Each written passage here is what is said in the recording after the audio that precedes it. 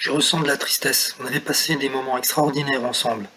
Bernard Tapie est décédé ce dimanche à l'âge de 78 ans et Bernard Hinault lui rend hommage. Ils s'étaient connus à la fin de la saison 83. Hinault allait quitter l'équipe Renault et il avait rencontré Tapie dans son bureau à Paris. Tapie voulait investir dans le cyclisme à la seule condition qu'Hinault vienne dans son équipe qui allait s'appeler La Vie Claire. Tapie venait de racheter la société Look, une marque de ski à la base, et il voulait se lancer dans le cyclisme aussi. Et, en 83, Hinault souffre d'une blessure au genou et il n'a que 50% de chances de retrouver son meilleur niveau. Et Tapie avait dit que ce qui l'intéressait, c'était son savoir, hein, et même s'il n'était pas à 100%, il voulait absolument qu'Hinault soit dans son équipe.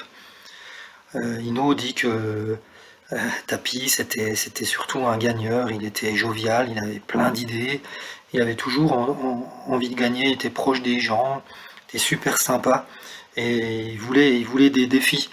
Et il lui disait souvent qu'est-ce que tu vas aller faire sur cette course? Histoire de demander si Hinault allait gagner. Et Hinault lui répondait bah, t'as qu'à venir, tu verras bien. Mais il mettait pas spécialement la pression. Il savait bien que moi aussi je voulais gagner. C'était pas la peine d'en rajouter. Et les rapports entre les deux étaient excellents. Même après la fin de carrière de Hinault, ils étaient restés en contact et ils voulaient toujours aller boire un café ensemble à Paris. Donc Hinault était passionné de cyclisme, hein. Il allait sur les grands tours, Tour de France, Tour d'Italie. Il prenait l'avion, il venait assister aux étapes.